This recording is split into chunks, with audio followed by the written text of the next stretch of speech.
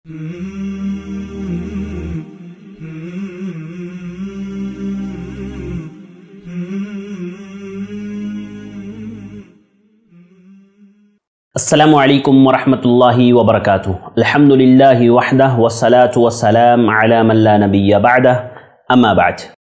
नाज़रीन, आपका इस्तक़बाल है हमारे द वे ऑफ सलफ़िया के इस ऑनलाइन कोर्स के दूसरे एपिसोड में। अल्हम्दुलिल्लाह हमारा पहला एपिसोड मुकम्मल हो चुका। उसमें इंशाअल्लाह हमने बहुत सी बातें सीखी होंगी, इंशाअल्लाह हमने उनमें से बातें याद भी की होंगी। इंशाअल्लाह आज का हमारा ये दूसरा एपिसोड है जिसमें हम लोग दुआ के आदाब देखेंगे। क्योंकि याद रखिए, जब भी हम कोई काम करते हैं तो हमें चाहिए कि हम उनके उसूल, आदाब, शराइत को जानें। क्योंकि जब तक हम उसके उसूल, आदाब और शराइत को नहीं जानेंगे तब तक कि हम उस चीज़ को मुकम्मल तौर से अदा नहीं कर सकते। मिसाल के तौर पर आप दुनिया में कोई काम कर रहे हैं, तो आप जब काम करते हैं या कोई बिज़नेस करते हैं तो आप उस बिज़नेस के जो फंडामेंटल्स होते हैं, जो उसूल होते हैं, उनको आप याद रखते हैं। क्यों याद रखते हैं? ताकि आपको नुकसान ना हो जाए, आप किसी गफलत का शिकार ना हो जाए, आपको पता ना हो आप ऐसा काम कर बैठे जिसको आपको नहीं करना चाहिए था। तो आप ये जानते हैं कि बिज़नेस में कैसे कैसे चीज़ों में लॉस होता है, कहाँ कहाँ इसमें लॉस हो सकता है, ये सारी चीज़ें आप जानते हैं। उसके बाद उधर इंसान अपना पैसा लगाता है। तो सोचिए, दुनियावी मामलात में मैं और आप इतने मुहतात हैं और इतना जो है हम लोग होशियारी से काम करते हैं, तो आखिर उखरवी मामलात में हमें कितने होशियार और कितना हमें मोहताज होकर के काम करना चाहिए। और हमारे यहाँ जो उसूल है शरीयत में वो ये कि जब तक हम शराइत की पाबंदी नहीं करेंगे या आदाब की पाबंदी नहीं करेंगे, हमारी वो चीज़ नामुकम्मल होती है। चाहे हमारी नमाज हो, चाहे हमारा रोज़ा हो, चाहे हमारा हज हो, चाहे ज़कात हो, या जितनी भी इबादत है, अगर हम उसमें शुरूत और आदाब का ख्याल नहीं रखते हैं तो वो चीज़ हमारी नामुकम्मल होती है, आधी अधूरी होती है। लिहाजा मुझे और आपको चाहिए कि हम उनको पूरा करें। हम अगर नमाज़ पढ़ रहे हैं, मैं आपको बताऊं, अगर हम नमाज़ पढ़ रहे हैं और अगर हम पाक साफ़ ही नहीं हैं तो हमारी नमाज क्या कबूल होगी? बिल्कुल भी कबूल नहीं होगी। क्योंकि पाक साफ़ होना, जगह का पाक होना, इंसान का खुद पाक होना, ये नमाज के शुरूत में से एक शर्त है। इसी तरह रोज़ा अगर हम रख रहे हैं और अगर हम सहरी का वक्त ख़त्म होने के बाद सहरी कर रहे हैं, तो आप मुझे बताइए कि क्या हमारा रोज़ा कबूल होगा? बिल्कुल भी नहीं होगा। क्योंकि हमने जो उसकी बुनियाद थी वही हमने हिला दी है, वही हमने छोड़ दी है। तो कैसे हमारा जो है रोज़ा कबूल होगा? तो जहाँ दीगर इबादत में शुरूत व आदाब है, उसी तरह दुआओं के भी कुछ शुरूत व आदाब है। शुरूत तो अल्हम्दुलिल्लाह पहले एपिसोड में हमने देख लिया, उम्मीद है आप लोगों ने याद भी किया होगा, उसकी दलाइल को भी अज़बर किया होगा इंशाअल्लाह। चलिए हम चलते हैं आगे। हम आज देखेंगे इंशाअल्लाह दुआओं के आदाब, और इन आदाब को हम लोग याद रखेंगे और इनको अपनी नज़रों के सामने रखते हुए इंशाअल्लाह अल्लाह ताला से दुआ करेंगे तो हमारी दुआएं ज़रूर भी ज़रूर कबूल होगी। तो इन आदाब में से सबसे पहला जो अदब है दुआ का, वो ये है अत्तहारा वल वुदू, यानी इंसान पाक हो और हालत वज़ू में हो। वज़ू में होना चाहिए। और इसमें याद रखिए कि बहुत सारी चीज़ों में मुझे और आपको इसका ख्याल रखना चाहिए, चाहे वो रात में। और मोमिन कभी भी नापाक नहीं होता है, यानी वो कभी भी ऐसी हालत में नहीं होता है कि उसे गुस्ल करने की ज़रूरत पड़े, या वो जो है उसको हमेशा हर हाल में पाक होना चाहिए और हर हाल में उसे पाक साफ़ रहना चाहिए। और कोशिश ये करें कि हर हाल में वज़ू में रहे, क्योंकि बंदा जब तक वज़ू में होता है फ़रिश्ते उसके लिए मग़फ़िरत की दुआएं करते रहते हैं। कितनी बड़ी फ़जीलत है वज़ू की आप फ़जीलतें देखेंगे तो ढेरों फ़जीलतें अल्लाह के नबी सल्लल्लाहु अलैहि वसल्लम ने वज़ू की बताई है। हमें और आप आम तौर पर ये सोचते हैं कि हम ज़ोहर की नमाज़ पढ़ने जा रहे हैं तो क्या हमारा वज़ू है नहीं है। असर की नमाज़ अगर पढ़ने जा रहे हैं तो हम ये सोचते हैं कि हमने जो ज़ोहर में वज़ू किया था वो बाकी है या नहीं है। जबकि मुझे और आपको चाहिए कि अगर वज़ू बाकी भी है तो हम वज़ू कर लें, क्योंकि जो फ़जीलत अल्लाह के नबी सल्लल्लाहु अलैहि वसल्लम ने वज़ू की बताई है उससे इंसान के गुनाह झड़ जाते हैं। और कितनी बेशुमार फ़जीलत अल्लाह के नबी सल्लल्लाहु अलैहि वसल्लम ने बताई है। तो याद रखिए, एक मोमिन कभी भी जो है नापाक और बग़ैर वज़ू के नहीं होता है। मुझे और आपको हमेशा वज़ू से होना चाहिए। हज़रत मुहाजिर बिन कुंज़ुफ़ रज़ियल्लाहु तआला अन्हु कहते हैं कि अल्लाह के नबी सल्लल्लाहु अलैहि वसल्लम पेशाब से फ़ारिग़ हुए और मैं आपके पास आया। आप पेशाब से फारिग हो रहे थे, मैंने आपको सलाम किया, अल्लाह के नबी सल्लल्लाहु अलैहि वसल्लम ने सलाम का जवाब नहीं दिया। फिर आप जब पेशाब से फारिग हो गए, आपने हाथ वगैरह धो लिया, फिर आपने जो है मेरे सलाम का जवाब दिया। और आगे आप सल्लल्लाहु अलैहि वसल्लम ने फरमाया, इन्नी करिहतु अन अज़कुरल्लाह अज़्ज़ा व जल्ला इल्ला अला तुहूरिन औ अला तहारतिन, کہ اللہ کے نبی صلی اللہ علیہ وسلم نے فرمایا کہ میں اس بات کو نہ پسند کرتا ہوں کہ میں جو ہے ایسی حالت میں اللہ رب العالمین کا ذکر کروں، میں چاہتا ہوں کہ میں پاک اور صاف حالت میں، طہارت کی حالت میں اللہ رب العالمین کا ذکر کروں۔ یہ صحیح حدیث ہے۔ دیکھیے اس حدیث میں واضح طور پر اللہ کے نبی صلی اللہ علیہ وسلم سے یہ ثابت ہے کہ آپ نے جو ہے طہارت کرتے وقت سلام کا جواب بھی نہیں دیا، یعنی پیشاب کرتے وقت آپ نے جو ہے سلام کا جواب بھی نہیں دیا۔ تو اس سے بعض محدثین نے یہ کہا ہے کہ اگر کوئی کسی ایسے کام میں ہے، پیشاب میں ہے، بیت الخلاء میں ہے، اور اس میں اللہ کا نام لیا جا رہا ہے، اگر ایسی کوئی دعا ہے تو اس میں آدمی کو نہیں کرنا چاہیے۔ جیسے سلام میں بھی اللہ کا نام ہے نا، السلام، تو اس لیے السلام علیکم جو ہم لوگ کہتے ہیں، تو اس میں بھی انسان کو پرہیز کرنا چاہیے، کیونکہ آگے جب بندہ کہے گا تو آگے بھی اللہ کا نام آئے گا، ورحمۃ اللہ، اللہ کا جو اسم جلال ہے وہ بھی آگے آئے گا۔ لہذا انسان کو چاہیے کہ وہ ایسے موقعوں پر احتراز کرے۔ تو دعا کے لیے بھی ضروری ہے کہ میں اور آپ وضو سے ہو۔ دیکھیے یہ آداب ہے، شروط نہیں ہے۔ اگر کوئی آدمی بغیر وضو کے بھی دعا کرتا ہے تو وہ مانگ سکتا ہے، وہ دعا کر سکتا ہے اللہ تعالیٰ سے، لیکن ان کچھ آداب ایسے ہوتے ہیں کہ جن کو ملحوظ خاطر رکھنا بہتر ہوتا ہے۔ تو انسان کو چاہیے کہ وہ ہر حال میں ہمیشہ وضو میں رہے، اور وضو ہی کی حالت میں وہ اللہ کے نبی صلی اللہ علیہ وسلم کا یا اللہ تعالیٰ کا نام لیں، اور جو ہے دعائیں وغیرہ، اذکار وغیرہ جو بھی وہ کریں حالت وضو میں کریں۔ اور ہمیں یہ خیال رکھنا چاہیے کہ جو چلتے پھرتے اذکار بھی جو ہم پڑھتے ہیں نا، ایک طرح سے اس میں بھی دعائیں ہوتی ہیں، ہمیں اس کا بھی خیال رکھنا چاہیے کہ وہ جو دعائیں بھی ہوتی ہیں ان کو بھی ہم جو ہے حالت وضو ہی میں پڑھا کریں، حالت طہارت ہی میں پڑھا کریں۔ ناظرین، جس ٹاپک پر آج ہم بات کر رہے ہیں دعاؤں کے آداب، تو اس میں دوسرا جو ادب ہے وہ یہ کہ ہم جب دعا کر رہے ہوں تو ہم قبلہ رخ ہو۔ یاد رہے یہ ادب ہے۔ مجھے اور آپ کو چاہیے کہ جب بھی ہم کوشش کریں، ہم مکمل، کہ جب بھی ہم دعا کریں اللہ تعالیٰ سے تو ہمارا رخ قبلے کی جانب ہو، ہم قبلے کی جانب رخ کر کے اللہ تعالیٰ سے دعا کریں، کیونکہ وہ ہمارا مشعر ہے، ہماری نشانی ہے، علامت ہے۔ ہاں، تو مجھے اور آپ کو چاہیے کہ ہم اس کا خیال رکھیں۔ دیکھیے اللہ کے نبی صلی اللہ علیہ وسلم کو جنگ بدر کا موقع ہے، اللہ کے نبی صلی اللہ علیہ وسلم صحابہ کرام کے لیے اللہ رب العالمین سے دعائیں کر رہے ہیں۔ جب آپ نے دشمنوں پر نظر ڈالی تو دشمن ہزاروں کی تعداد میں ہے، اور صحابہ کرام 313 بعض روایت کے مطابق، کسی میں 315 اور کسی میں 317 کا ذکر ہے، یعنی اتنے کم جو ہے صحابہ کرام ہیں، اور جو ہے کفار کی تعداد اتنی زیادہ ہے۔ اللہ کے نبی صلی اللہ علیہ وسلم نے جب لشکر پر دعا جو ہے نظر ڈالی، اس کے بعد حدیث کے الفاظ ہے فاستقبل النبی صلی اللہ علیہ وسلم القبلۃ، کہ اللہ کے نبی صلی اللہ علیہ وسلم نے اپنا رخ قبلے کی جانب کیا، اپنا چہرہ قبلے کی جانب اللہ کے نبی صلی اللہ علیہ وسلم نے دعا کیا، اور ثم مد یدیہ، اور اپنے ہاتھوں کو اللہ کے نبی صلی اللہ علیہ وسلم نے پھیلایا اور اللہ تعالیٰ سے دعا کی، اللہم انجزنی ما وعدتنی، کہ اللہ تعالیٰ جس چیز کا تو نے وعدہ کیا تھا اس کو پورا کر دکھا، اللہم آتینی ما وعدتنی، اللہم ان تہلک هذه العصابة من اہل الاسلام لا تعبد فی الارض ابدا، کہ اللہ رب العالمین یہ جو گیروہ، یہ جو جماعت تیرے دین کے لیے اٹھی ہے، تیرے جو اس جھنڈے کو جو ہے بلند کرنے کے لیے اٹھی ہے، اعلاء کلمت اللہ کے لیے اٹھی ہے، اللہ یہ جماعت جو اگر یہ ختم ہو گئی، اگر ان کو نیست و نابود کر دیا گیا، ان کو صف ہستی سے اگر مٹا دیا گیا، تو اس کے بعد اس روئے زمین پر تیرا نام لینے والا کوئی باقی نہ ہوگا۔ اللہ کے نبی صلی اللہ علیہ وسلم نے دعا کی، آپ صلی اللہ علیہ وسلم کا رخ قبلے کی طرف تھا۔ جیسے کہ میں نے آپ کو پچھلے ایپیسوڈ میں بتایا کہ یہ موقع کیسا تھا، ساری چیزیں موجود ہے، ساری سادھن، سارے ذرائع موجود ہے، حتیٰ کہ جو ہے اللہ کے نبی صلی اللہ علیہ وسلم کو خود اللہ تعالیٰ نے بتا دیا کہ کون کہاں مرنے والا ہے۔ اتنی ساری چیزیں ہونے کے باوجود بھی اللہ کے نبی صلی اللہ علیہ وسلم نے دعا کا دامن نہیں چھوڑا، اور آپ نے دعا کی۔ اس حدیث کی شرح میں امام نووی رحمہ اللہ کہتے ہیں فیہ استحباب استقبال القبلۃ فی الدعاء، کہ اس میں ایک دلیل ہے کہ قبلے کی طرف رخ کرنا دعا کے وقت یہ مستحب ہے، یہ بہتر ہے، یہ ایک اچھا عمل ہے۔ ورفع یدیہ فی، اور اس میں ہاتھ بھی اٹھایا جائے، اس میں آگے انشاءاللہ ہاتھ اٹھانے کے تعلق سے بات آئے گی۔ اس حدیث میں جو ہمیں ادب ایک ملتا ہے وہ ہے قبلے کی طرف رخ کرنا، اور یاد رکھیے یہ بہت بہتر اور اچھا عمل ہے کہ جب بھی ہم اللہ رب العالمین سے مانگیں، اللہ تعالیٰ سے طلب کریں، اللہ تعالیٰ کے سامنے گڑ گڑائیں، ہمارا رخ قبلے کی جانب ہو۔ تو ہم نے یہ دوسرا ادب دیکھا۔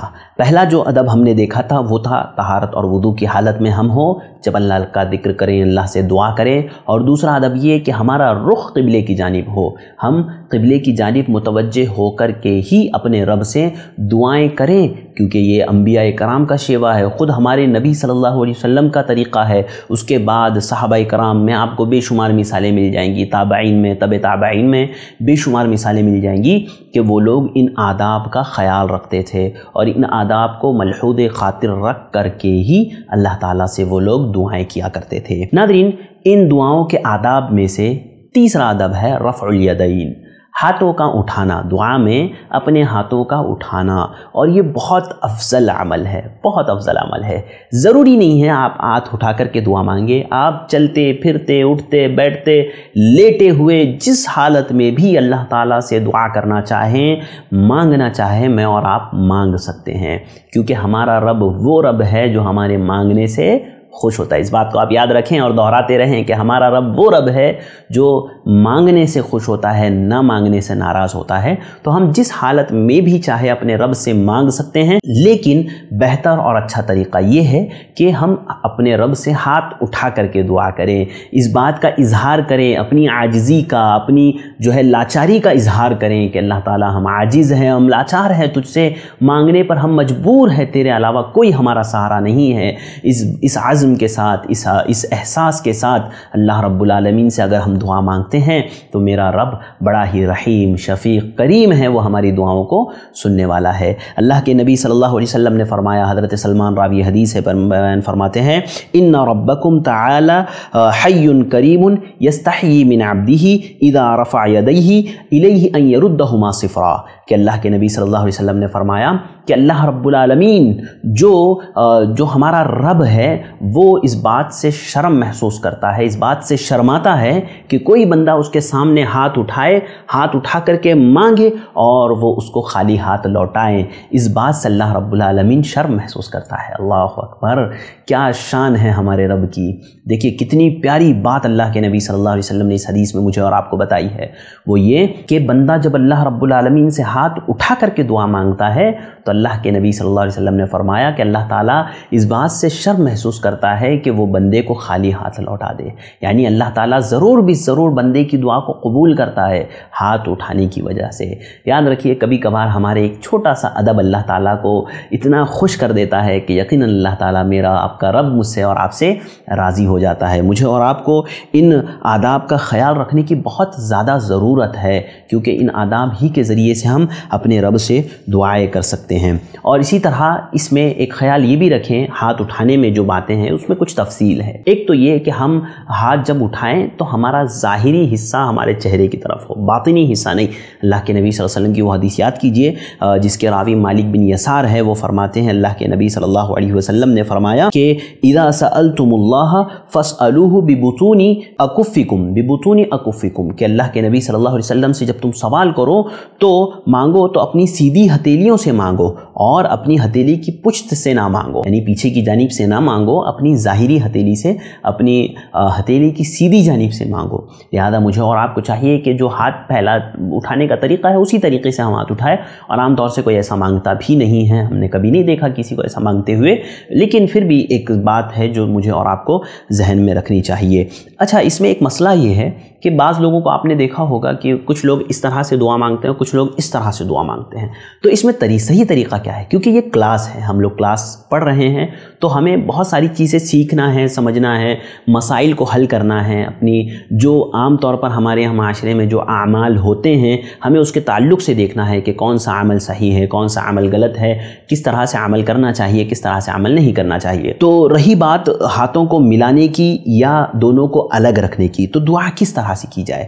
تو شیخ ابن عثیمین رحمہ اللہ سے جب اس کے تعلق سے سوال کیا گیا تو شیخ ابن عثیمین رحمہ اللہ نے فرمایا کہ جہاں تک ہاتھ ملانے کی بات ہے یہ عمل ٹھیک ہے، کیونکہ بات رہی تفریج کی، ہاتھوں کو الگ الگ کر کے دعا مانگنے کی، تو یہ اللہ کے نبی صلی اللہ علیہ وسلم سے اس کی کوئی دلیل میں شریعت میں نہیں پاتا ہوں۔ لا اصل لہ فی السنہ، انہوں نے کہا کہ اس کی اصل شریعت میں نہیں پاتا کہ اس طرح کا کوئی عمل ہے۔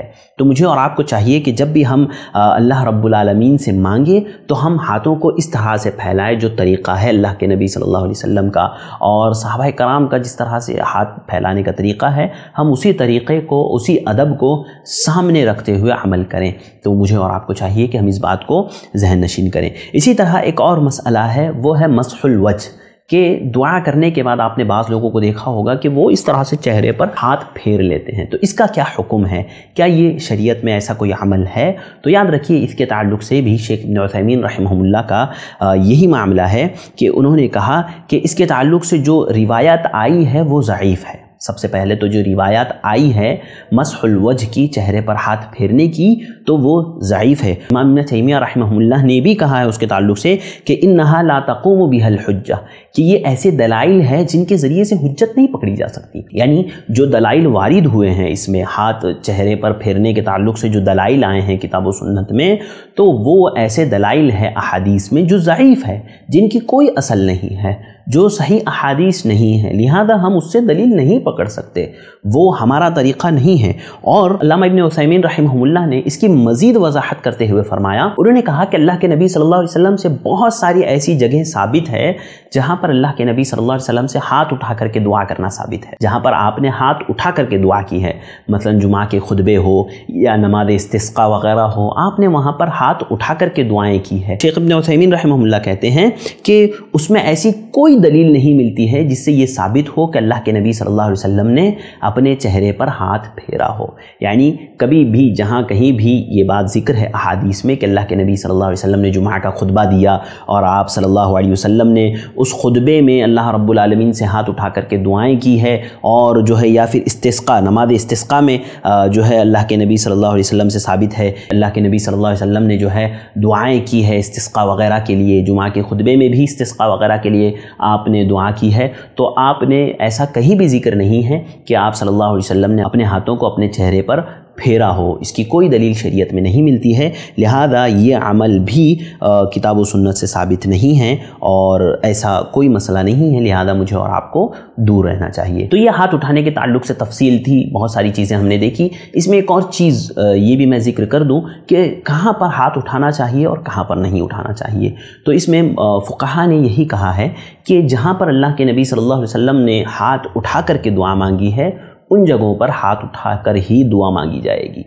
بہتر ہے، افضل ہے کہ ہاتھ اٹھا کر کے دعا مانگنا چاہیے ان جگہوں پر جہاں پر اللہ کے نبی صلی اللہ علیہ وسلم نے خود ہاتھ اٹھا کر کے دعا مانگی ہے۔ اچھا، رہی ان جگہوں کی بات جہاں پر آپ نے ہاتھ اٹھا کر کے دعا نہیں کی ہے، ثابت نہیں ہے ان جگہوں پر ہاتھ اٹھا کر کے دعا کرنا، تو ایسی جگہوں پر ہاتھ اٹھا کر کے دعا نہیں کرنا چاہیے، یہ بہتر ہے۔ یعنی جہاں آپ نے ہاتھ اٹھایا ہے وہاں ہاتھ اٹھانا ہے، جہاں اللہ کے نبی صلی اللہ علیہ وسلم نے ہاتھ اٹھا کر کے دعا نہیں کی ہے وہاں بغیر ہاتھ اٹھائے کی دعا کرنا ہے، اور ان جگہوں پر جہاں پر ذکر ہی نہیں ہے کہ آپ نے ہاتھ اٹھایا ہے یا نہیں اٹھایا ہے، ان جگہوں پر دعا کرنے میں، تو یہ جو پہلی حدیث ہم نے دیکھی کہ اللہ تعالیٰ بندوں کو بندے جب ہاتھ اٹھا کر کے دعا کرتے ہیں تو اللہ تعالیٰ ان کے ہاتھوں کو خالی ہاتھ لوٹاتے ہوئے اس بندے کو شرماتا ہے اللہ تعالیٰ۔ تو اس دعا کو بنیاد بناتے ہوئے فقہا نے کہا کہ ایسے موقعوں پر ہاتھ اٹھا کر کے دعا بندے کو کرنا چاہیے تاکہ وہ اس فضیلت کا مستحق بن سکیں۔ یعنی وہ جگہیں جہاں پر اللہ کے نبی صلی اللہ علیہ وسلم سے ثابت نہیں ہے کہ آپ نے ہاتھ اٹھایا ہے یا نہیں اٹھایا ہے، تو ایسی جگہوں پر ہاتھ اٹھانا چاہیے اس حدیث کو بنیاد بنا کر کے، اور تاکہ ہم اس فضیلت کے مستحق بن سکے کہ ہم جب ہاتھ اٹھا کر کے دعا مانگیں گے تو میرا اور آپ کا رب اس بات سے شرم محسوس کرے گا یا شرمائے گا کہ ہمیں خالی ہاتھ لوٹائے۔ یقیناً اللہ رب العالمین دینے والا ہے، اس کے خزانے میں کوئی کمی نہیں ہے، اس بات کا عقیدہ میرا اور آپ کا ہے۔ تو مجھے اور آپ کو چاہیے کہ ہم ان آداب کو یاد رکھیں، ان آداب پر عمل کریں، یہ آداب یقیناً ہمیں فائدہ پہنچانے والے ہیں۔ اور ہم نے اس میں ہاتھ اٹھانے والے معاملے میں یہ بھی دیکھا کہ ہاتھ اٹھانے میں ہمیں اس طرح سے ہاتھ اٹھانا چاہیے، اسی طرح ہم نے یہ بھی دیکھا کہ چہرے پر ہاتھ پھیرنا یہ اللہ کے نبی صلی اللہ علیہ وسلم سے ثابت نہیں ہے، لہذا مجھے اور آپ کو اس سے بچنا چاہیے۔ آئیے ناظرین ہم اگلا ادب دیکھتے ہیں۔ اگلا ادب کیا ہے؟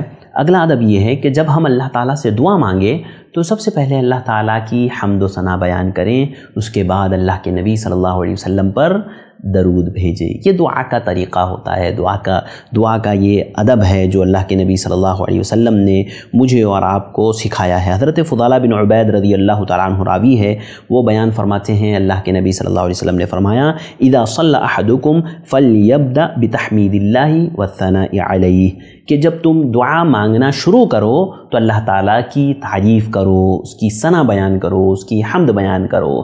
تو مجھے اور آپ کو چاہیے کہ ہم اللہ تعالیٰ کی حمد بیان کریں، اللہ کی تعریف کریں، اللہ کی ثنا بیان کریں۔ دیکھیے بہت آسان ہے، آپ جو زبان جانتے ہیں اس زبان میں آپ کہیں۔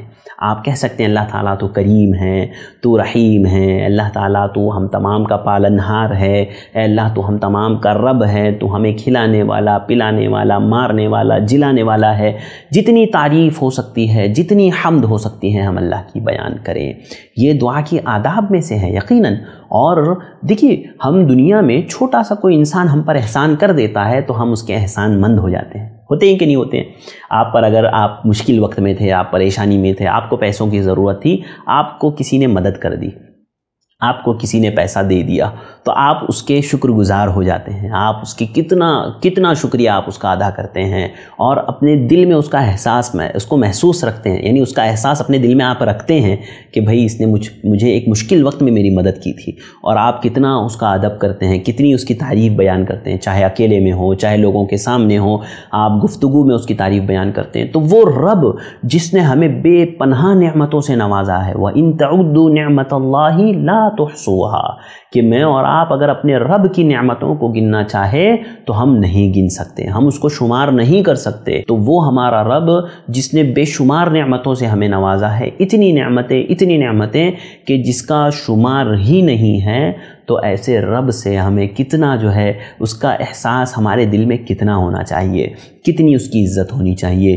کتنی حمد و ثنا۔ خود انسان اگر اپنے جسم میں غور کر لیں، اس کے ہاتھ، اس کا چہرہ، اس کی ناک، اس کا کان، اگر سوچئے، اور دیکھیے صرف نعمت اللہ تعالیٰ نے نہیں دی، اس کو اس کی صحیح جگہ پر اللہ تعالیٰ نے رکھا بھی ہے۔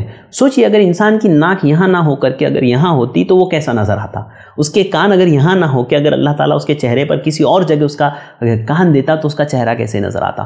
تو یقیناً اللہ تعالیٰ نے لقد خلقنا الانسان فی احسن تقویم، یقیناً اللہ تعالیٰ نے میری اور آپ کی خلقت بہت ہی شاندار، بہت ہی اعلیٰ درجے میں کی ہے۔ تو مجھے اور آپ کو اس بات کا احساس ہونا چاہیے، ہمارے اندر یہ شعور ہونا چاہیے کہ ہمارے رب کے بے پناہ احسانات مجھ پر اور آپ پر ہے، اور تو ہمیں اس کا شکر مانتے ہوئے اس کی یقیناً حمد و ثنا بیان کرنی چاہیے۔ اللہ رب العالمین سے دعا کرتے وقت اللہ تعالیٰ کو جو ہے اللہ تعالیٰ کی جتنی آپ تعریف کر سکیں، اگر آپ کو عربی میں آتی ہے آپ عربی میں کریں، اگر آپ اردو میں جانتے اردو میں کریں، ہندی میں، انگلش میں، مراٹھی میں، یا جس بھی زبان آپ جو بھی زبان آپ جانتے ہیں ان تمام زبانوں میں آپ اپنے رب کی تعریف، حمد، دعا کے لیے بیان کر سکتے ہیں، اور اس ادب کو ہمیں یاد رکھنا چاہیے۔ اس سے اللہ تعالیٰ کی تعظیم، توقیر میں اضافہ ہوتا ہے، ہمارے دلوں میں اللہ کی معرفت میں اضافہ ہوتا ہے، اور بہت سارے اس کے بے شمار فوائد ہے۔ تو مجھے اور آپ کو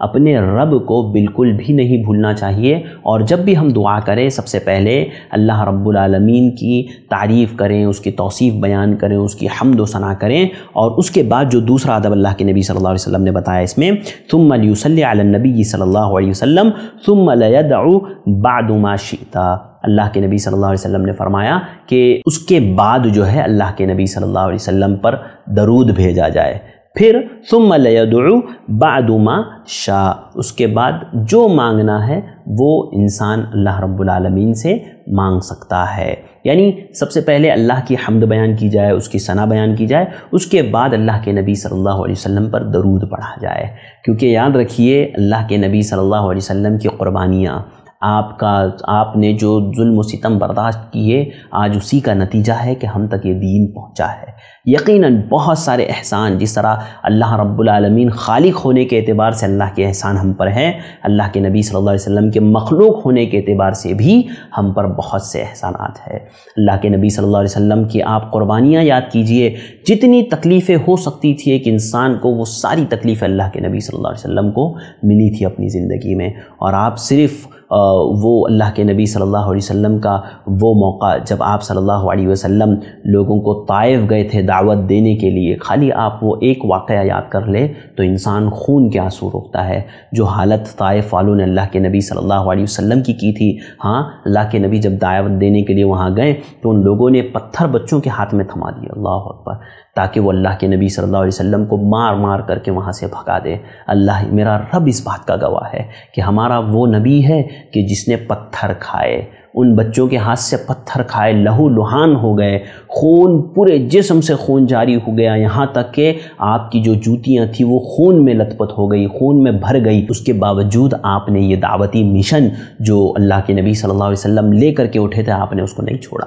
آپ ایک ایک قربانی اللہ کے نبی کی دیکھ لیں، آپ شمار نہیں کر سکتے۔ اس کے باوجود اگر ہم اللہ کے نبی صلی اللہ علیہ وسلم کو بھول جائیں تو یہ آپ کے احسانات کی، جو مخلوق ہونے کے اعتبار سے اللہ کے نبی صلی اللہ علیہ وسلم کی جو احسانات مجھ پر، آپ پر، ہم پر ہے، ان احسانات کی جو ہے توہین ہوگی، ان کی ناقدری ہوگی، اور ہم وہ لوگ ہیں جو کسی کی ناقدری نہیں کرتے۔ یقیناً ہمارے نبی صلی اللہ علیہ وسلم نے بہت ساری قربانیاں دے کر کے جو ہے ہم تک یہ دین پہنچایا ہے۔ تو جب بھی ہم دعا کریں اللہ کے نبی صلی اللہ علیہ وسلم پر درود پڑھنا نہ بھولیں۔ اور درود کے بے شمار فضائل ہے اللہ کے نبی صلی اللہ علیہ وسلم کا۔ جب بندہ ایک مرتبہ مجھ پر درود پڑھتا ہے، اللہ تعالیٰ اس پر 10 رحمتیں نازل کرتا ہے۔ درود پڑھنے کے بے شمار اپنے الگ سے فوائد ہے، تو کیوں ہم ان فوائد سے محروم رہیں؟ ہمیں چاہیے کہ ہم ان آداب کا خیال رکھیں، اور ان آداب کے ذریعے سے ہمیں اجر ملے گا۔ یاد رکھیے، جب ان آدابوں کو ہم ملحوظ رکھیں گے نا تو انشاءاللہ ہر آداب پر ہمیں اجر ملے گا، یقیناً اللہ تعالیٰ دینے والا ہے۔ اور اس میں جو پڑھیں گے اس پر اجر کتنے، مطلب اجر کی بھرمار ہے۔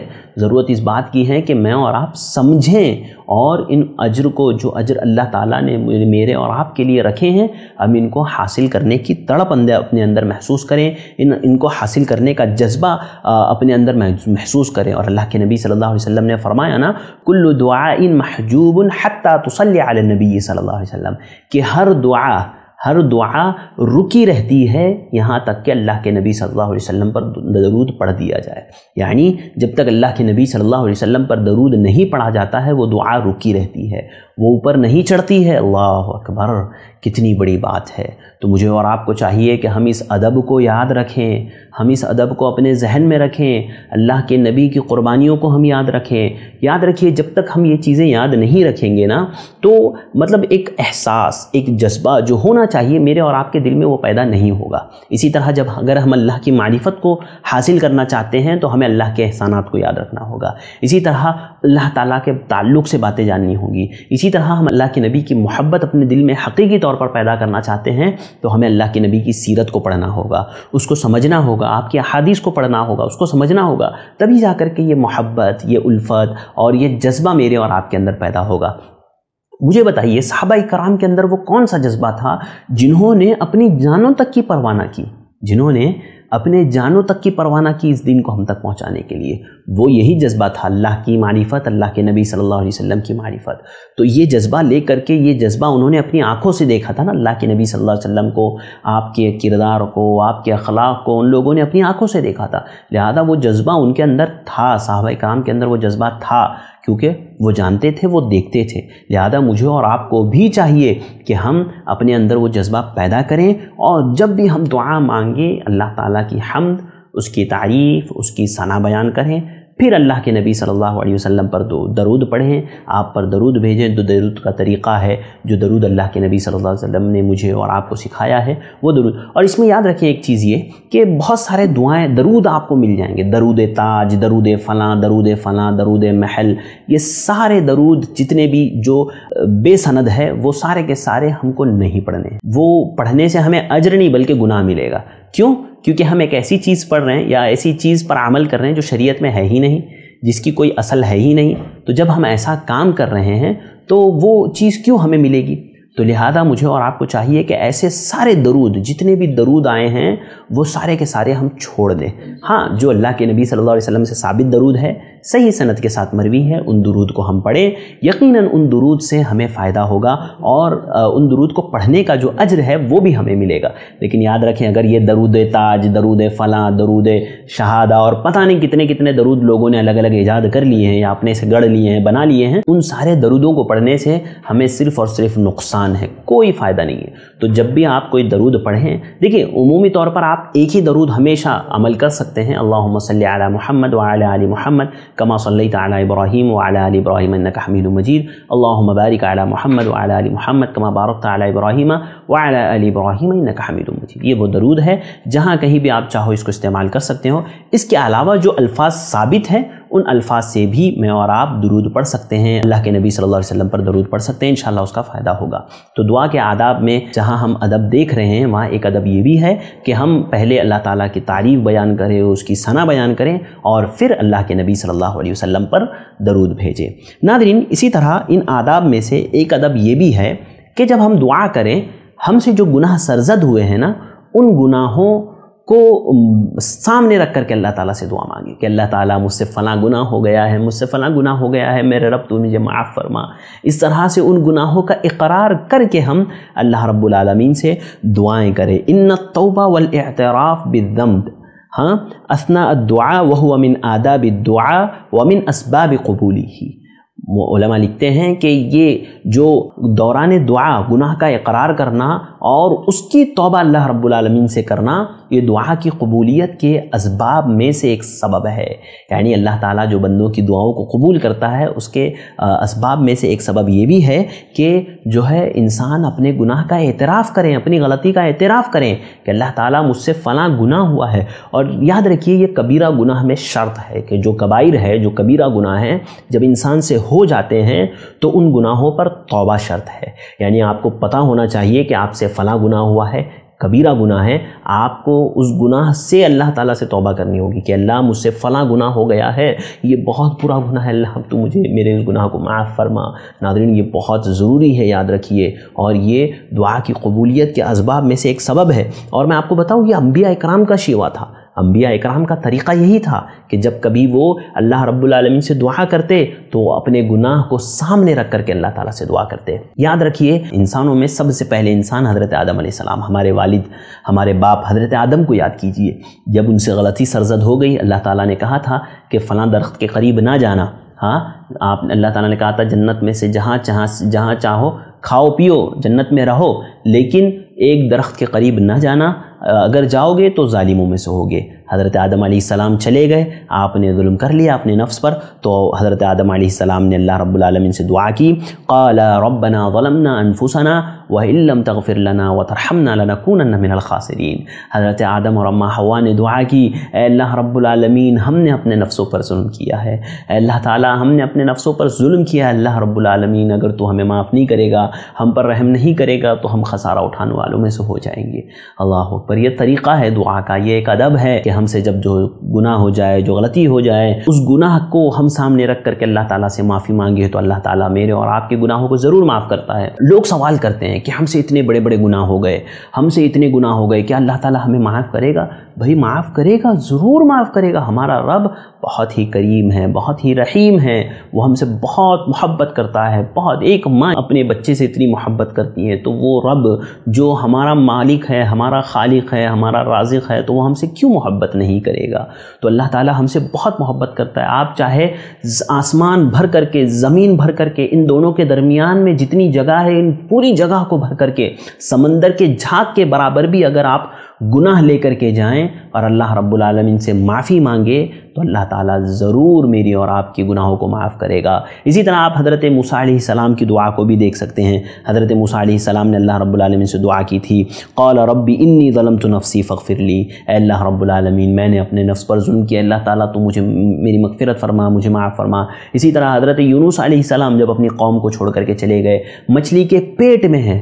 دیکھیے ہم سوچتے ہیں کہ اللہ تعالیٰ ہماری دعا کو سن سکتا ہے، یقیناً سن سکتا ہے۔ ہمارا رب وہ رب ہے جو مچھلی کے پیٹ کے اندر انسان کو سن سکتا ہے۔ اللہ اکبر، سوچئے کتنی گہرائی، ایک تو سمندر کی گہرائی، سمندر کی تاریکی، رات کی تاریکی، مچھلی کے پیٹ کی تاریکی، اس کے اندر حضرت یونس اللہ رب العالمین سے دعا کر رہے ہیں۔ اللہ اکبر، اللہ کی شان بہت اعلیٰ ہے، بہت نرالی ہے۔ حضرت یونس علیہ السلام اللہ تعالیٰ سے دعا کرتے ہیں، فنادیٰ فی الظلمات اللہ الہ الا انت سبحانک انی کنت من الظالمین۔ حضرت یونس اللہ تعالیٰ خود کہہ رہا ہے کہ تاریکی میں، کتنی تاریکیوں میں حضرت یونس علیہ السلام نے اللہ تعالیٰ سے دعا مانگی، میرے اور آپ کے رب نے یقیناً ان کی دعا کو قبول کیا اور انہیں مچھلی کے پیٹ سے نکالا، نجات دی۔ تو مجھے اور آپ کو چاہیے کہ ہم جب بھی اللہ رب العالمین سے دعا کریں تو ضرور ضرور ہم اس بات کا خیال رکھیں کہ ہم اپنے گناہوں کا اعتراف کرتے ہوئے اللہ رب العالمین سے دعا کریں، اللہ رب العالمین سے مانگے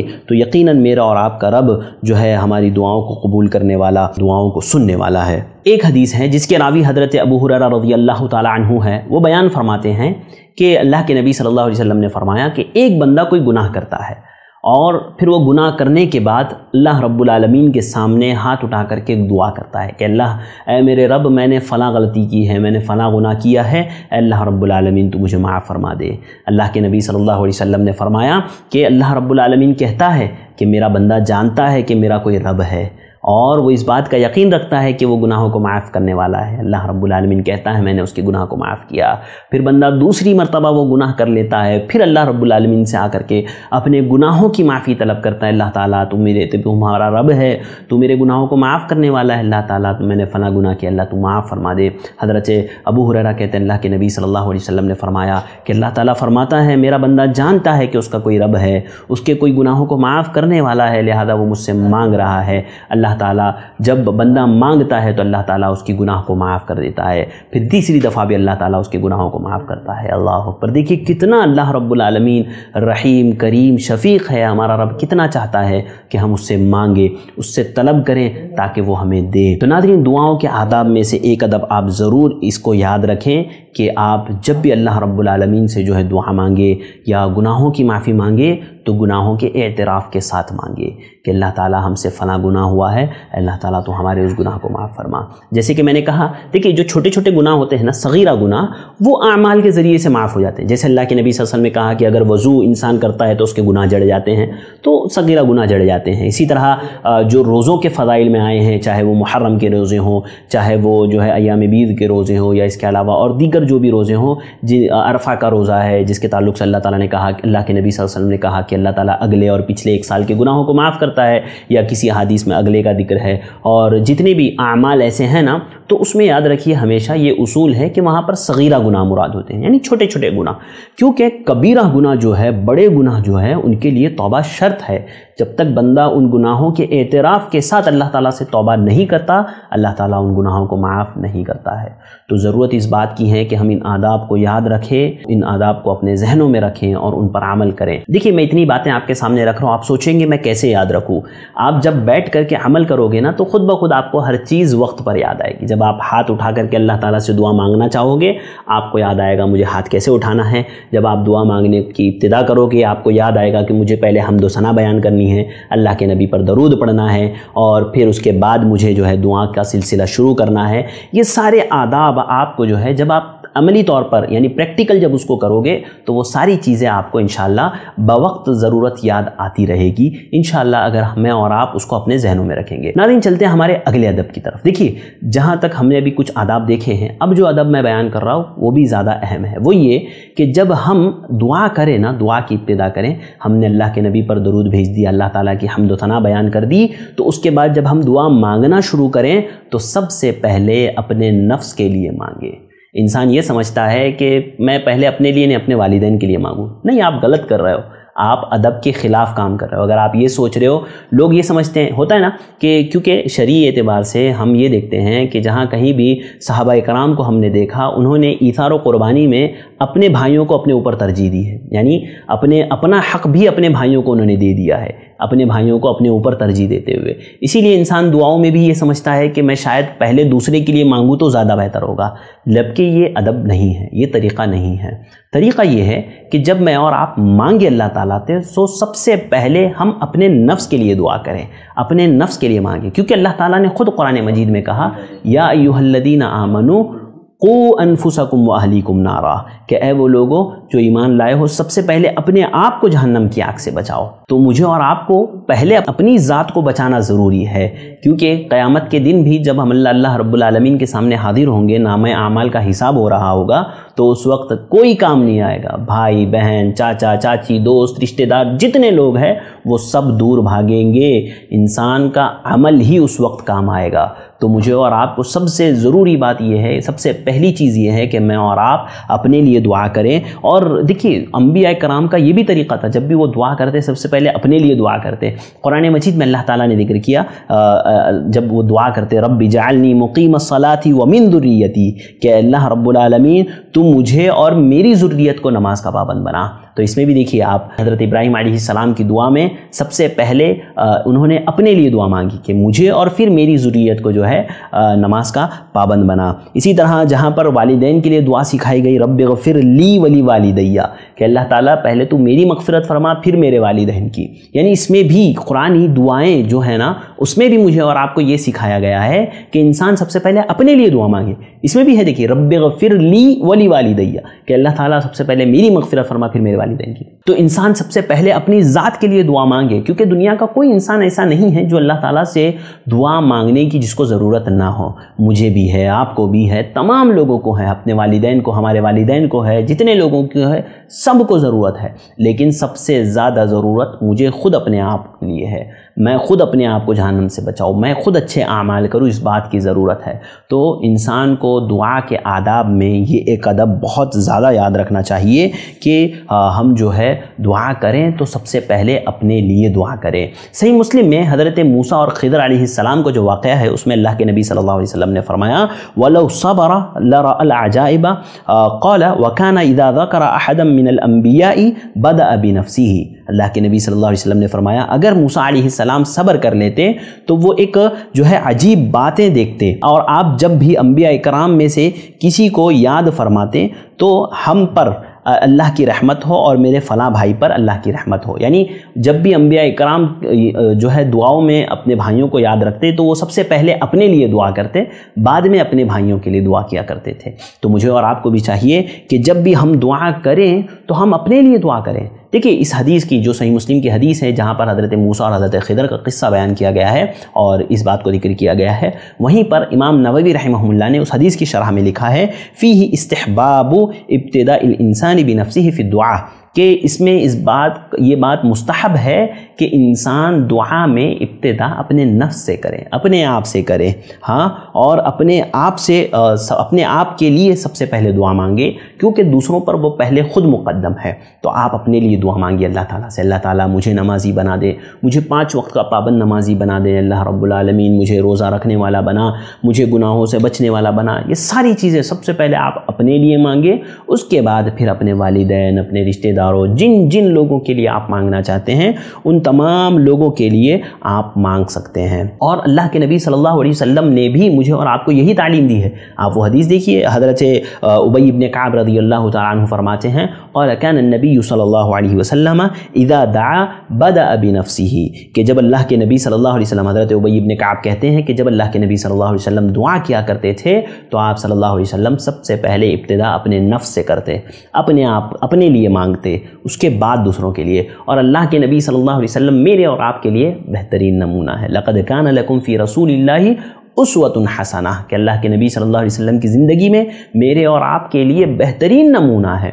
लिहाजा अल्लाह के नबी सल्लल्लाहु अलैहि वसल्लम को नमूना बनाते हुए, अल्लाह के नबी को सामने रखते हुए मुझे और आपको जो है सबसे पहले अपने नफ्स के लिए, अपने आप के लिए मांगना चाहिए। उसके बाद हम किसी और के लिए, अपने रिश्तेदारों के लिए, अपने वालिदैन के लिए, जितने लोगों के लिए मांगना चाहें हम मांग सकते हैं। तो दुआओं के आदाब में एक अदब हमने ये देखा कि जब इंसान दुआ की इब्तिदा करें, मांगना शुरू करें, तो सबसे पहले अपने नफ्स के लिए, अपने लिए मांगे।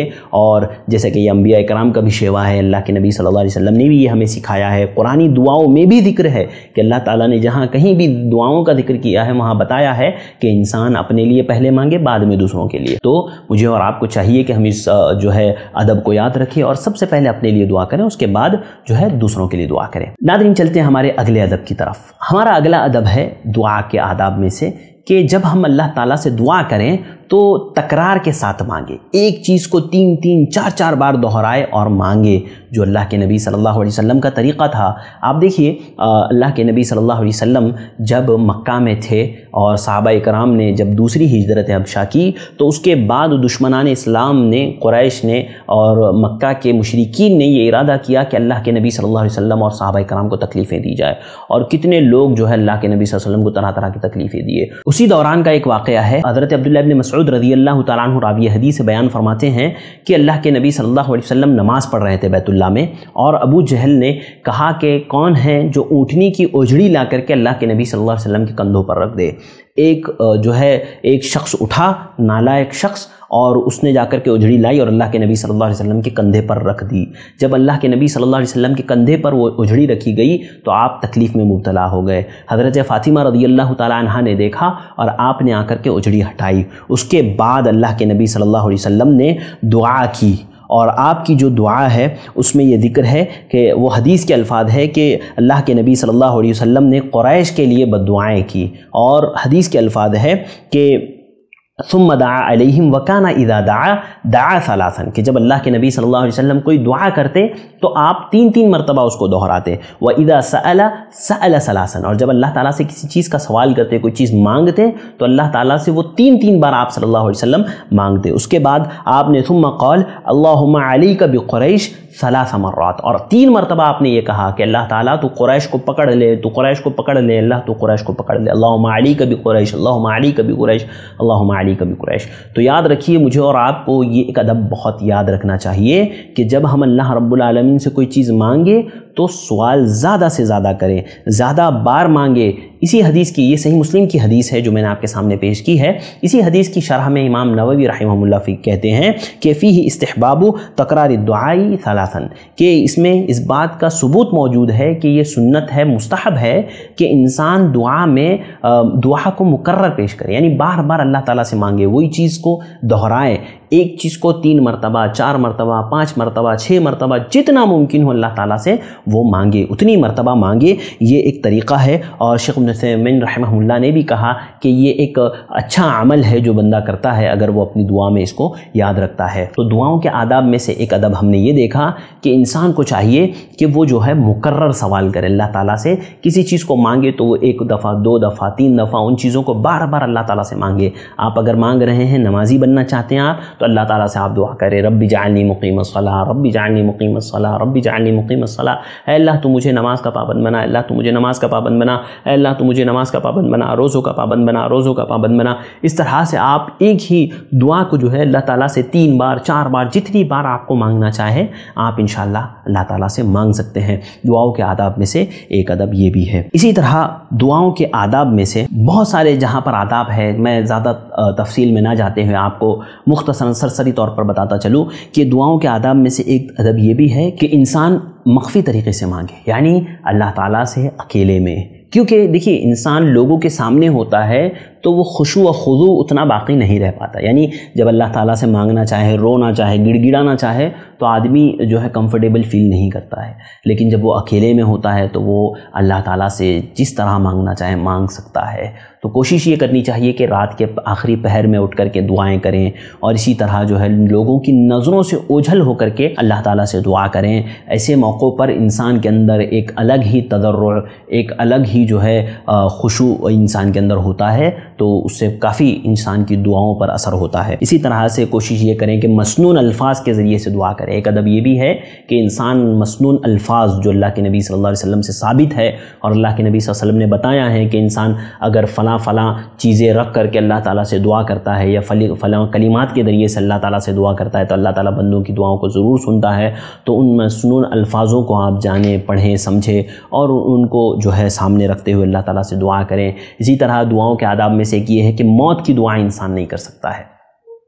موت کی دعا آپ بالکل بھی نہیں کر سکتے ہو، بالکل ناجائز ہے موت کی دعا کرنا، ایک دم آداب کے خلاف ہے۔ ہاں اگر آپ کو دعا کرنا بھی ہے تو آپ اس طرح سے دعا کر سکتے ہیں کہ اللہ تعالیٰ جب تک تو زندہ رہنا میرے لیے بہتر ہے، اللہ تعالیٰ تو زندہ رکھ، جب میرے لیے موت بہتر ہو اللہ تو مجھے موت عطا فرما۔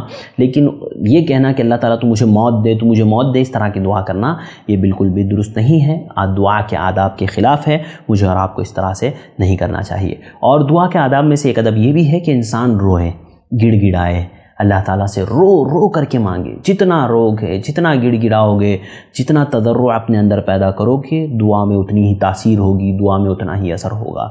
कम से कम इंसान रोए, रोना नहीं आ रहा है तो कम से कम रोने की शक्ल बना ले, सूरत ऐसी बना ले कि गोया वो रोना चाहता है, अल्लाह रब्बुल आलमीन से मांगना चाहता है, वो ज़रूरतमंद है। और यकीनन याद रखिए, जब आपके अंदर ये एहसास पैदा होगा ना, मेरे और आपके अंदर, तो ख़ुद ब खुद इंसान की आंखों से आंसू जारी होंगे। आप खुद आजमा करके देखिए कि जब आपके अंदर ये एहसास पैदा होगा कि मुझे ज़रूरत है और उसके अलावा कोई देने वाला नहीं है, उसी से मुझे मांगना है, जब ये एहसास मेरे और आपके अंदर पैदा होगा तो आंखों से खुद ब खुद आंसू हमारे जारी होंगे। इसी तरह से जो है दुनिया में गुनाहों की सज़ा की दुआ नहीं कर सकते कि अल्लाह ताला तो मेरे फ़ना गुनाह की सज़ा मुझे दुनिया में ही दे दे, या अल्लाह मेरे गुनाहों की सज़ा मुझे दुनिया ही में दे दे। ऐसा सवाल आप मत कीजिए। आप ये दुआ कीजिए, अल्लाह मेरे गुनाहों को माफ़ फरमा। अल्लाह को, मुझे और आपको सज़ाएँ दे करके अल्लाह को खुशी नहीं होती, याद रखिए। यानी मुझे और आपको सज़ाएँ दे करके अल्लाह ताला खुश नहीं होता है। क्या आप ये समझे कि अल्लाह ताला को खुशी होती है? नहीं, हमें ये चाहिए कि हम अल्लाह ताला से दुआ मांगे कि अल्लाह तो हमारे गुनाहों को माफ़ फरमा, दुनिया में भी हम उसकी तकलीफ़ को बर्दाश्त। देखिए, अल्लाह ताला अगर हमें सज़ा देने पे आए ना तो इंसान बर्दाश्त नहीं कर सकता उसकी तकलीफ़ों को। लिहाजा आप दुनिया में भी अपने गुनाहों की सज़ा दुनिया में मत मांगिए। ये मत बोलिए कि अल्लाह ताला तू मुझे दुनिया में सज़ा दे दे अपने गुनाहों की, बिल्कुल भी हम ऐसा नहीं कह सकते। और आखिर में जो एक अहम अदब है वो ये कि आखिर में दुआ करने के बाद आमीन कहना चाहिए इंसान को, जिसका माना होता है अल्लाहुम्मा इस्तजिब, कि अल्लाह ताला तू मेरी दुआओं को कबूल फरमा। अल्लाह के नबी सल्लल्लाहु अलैहि वसल्लम की जो हदीस है, हज़रत उम्मे सलमा रज़ियल्लाहु ताला अन्हा रावी हदीस है, बयान फरमाती है अल्लाह के नबी सल्लल्लाहु अलैहि वसल्लम फरमाया अन्न नबिय्य अम्मन फ़ी दुआइही, कि अल्लाह के नबी सल्लल्लाहु अलैहि वसल्लम जब भी दुआ करते हैं आप आमीन कहते हैं अपनी दुआओं में। तो मुझे और आपको चाहिए कि हम दुआओं में आमीन कहें। नाज़रीन, ये दुआओं के आदाब थे जो मैंने आपके सामने तफसीली तौर पर रखा है। आप इस एपिसोड को बार बार देखिए। अगर आप एक बार में याद नहीं कर पा रहे, आप बार बार देखिए, आप लिख लीजिए बातों को, दुआओं के आदाब को आप लिख लीजिए और उनको याद कीजिए, उनको अमल में लाइए। जैसे जैसे आप अमल में लाओगे वैसे वैसे वो चीज़ें आपको याद होती जाएगी इंशाअल्लाह। चूँकि ये ऑनलाइन क्लास चल रही है, हम लोग सीख रहे हैं, सिखा रहे हैं एक दूसरे को, और जो है हम लोग जो है इंशाअल्लाह इन चीज़ों को याद करके आखिर में हम इसका इम्तिहान भी देंगे ना इंशाअल्लाह, तो तब जा कर के आप जो है इनाम से सरफराज किए जाएंगे। लिहाजा मुझे और आपको चाहिए कि हम इसको क्लास की तरह लें। मैं भी आपको ऐसे ही समझाने की कोशिश कर रहा हूँ जैसे हम लोग क्लास में समझते हैं, पढ़ते हैं, सीखते हैं।